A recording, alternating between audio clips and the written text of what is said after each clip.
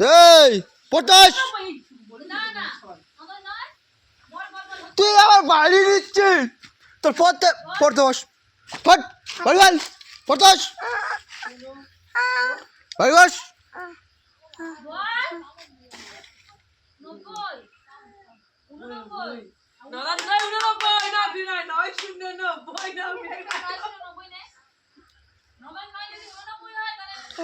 আমার গায়ে একবার লাগুক